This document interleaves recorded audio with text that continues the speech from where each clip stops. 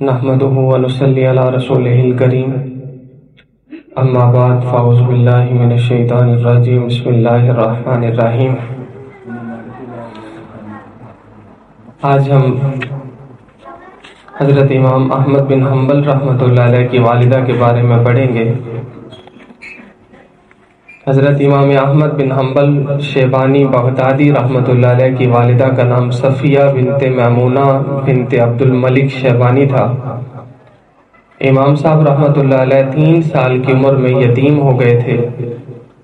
کہتے ہیں کہ میں نے اپنے والد اور دادا کو نہیں دیکھا، میری والدہ نے میری پرورش کی۔ امام صاحب رحمۃ اللہ علیہ کی والدہ نے اپنے یتیم بیٹے کو بڑے اہتمام اور پیار محبت سے تعلیم و تربیت دی، حتیٰ کہ اس زمانے کے عمراء اس پر رشک کرنے لگے۔ ابو سراج کا بیان ہے کہ میرے والد احمد بن حنبل رحمۃ اللہ علیہ کی حسن سیرت اور شرافت کو دیکھ کر تعجب کرتے تھے اور کہتے تھے کہ میں اپنے بچوں کی تعلیم و تربیت پر کافی دولت خرچ کرتا ہوں، ان کے لیے معلم اور مؤدب کا انتظام کرتا ہوں تاکہ وہ ادب سیکھیں، مگر نامراد ہو رہا ہوں، اور یہ احمد بن حنبل یتیم لڑکا ہے، دیکھو کیسا اچھا چل رہا ہے۔ امام صاحب رحمۃ اللہ علیہ کی والدہ جب تک زندہ رہیں اپنے بیٹے کی ہر طرح کی خبر گیری کرتی رہیں اور ان کی شفقت و محبت ہر حال میں ان کے ساتھ شامل حال رہی۔ 186 ہجری میں جبکہ امام صاحب رحمۃ اللہ علیہ کی عمر 22 سال کی تھی، دریائے دجلہ میں زبردست سیلاب آیا۔ انہی ایام میں ملک رے کے محدث جریر بن عبد الحمید رحمۃ اللہ علیہ بغداد آئے۔ امام صاحب کے ساتھی اس سیلاب میں تحصیل حدیث کے لیے ان کے پاس گئے، مگر امام صاحب کی والدہ نے اجازت نہیں دی تو نہیں جا سکے۔ اس طرح جب امام صاحب صبح کو اندھیرے میں کسی محدث کی مجلس میں جانا چاہتے تو والدہ غایت شفقت و محبت سے روک دیتی تھی۔ امام صاحب کا بیان ہے کہ بسا اوقات میں منہ اندھیرے حدیث کی تعلیم کے لیے نکلنا چاہتا تو میری والدہ میرے کپڑے پکڑ کے کہتی تھیں کہ صبح ہونے دو۔ اس کے باوجود میں اندھیرے ہی میں ابو بکر بن عیاش کی مجلس میں درس میں پہنچ جاتا تھا۔ امام صاحب بھی اپنی والدہ ماجدہ کے ساتھ نہایت ادب و احترام اور سعادت مندی سے پیش آتے تھے۔ ایک مرتبہ امام صاحب کی والدہ کے پاس کپڑے نہیں تھے۔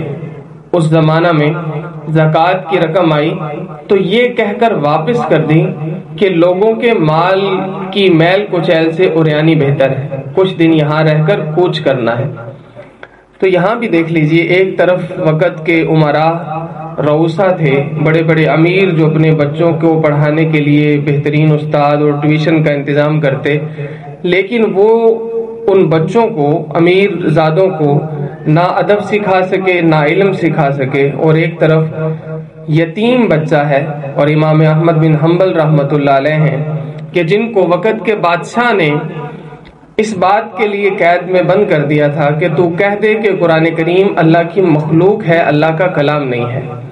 تو بڑے بڑے لوگ، بڑے بڑے علماء اس فتنے کا شکار بنے اور بادشاہ کے ڈر سے وہ خاموش ہو گئے، لیکن امام احمد بن حنبل رحمۃ اللہ علیہ نے اس طرح کی تربیت پائی تھی، بغیر والد کے ماں نے تربیت کی کہ وقت کے بادشاہ سے ٹکرا گئے اور فتویٰ دیا کہ قرآن کریم اللہ کا کلام ہے، اللہ کی مخلوق نہیں ہے۔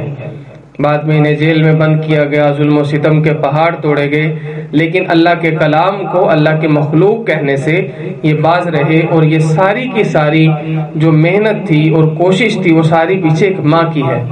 تو آپ سب نے جو طالبات یہاں ہیں، آپ نے بھی دھیان دینا ہے، جو ہمارا عنوان چل رہا ہے کہ دنیا میں جتنے بھی کامیاب ترین لوگ ائمہ گزرے ہیں، بڑے بڑے امام، ان کی ماؤں نے ان کی تربیت کی ہے۔ وہ مائیں ہیں جنہوں نے اپنی اولاد کو ایسا بنایا کہ دنیا ان پہ رشک کرتی تھی۔ اللہ کریم ہم سب کو نیک بننے اور نیکی کرنے کی توفیق عطا فرمائے۔ وآخر دعوانا ان الحمد للہ رب العالمین۔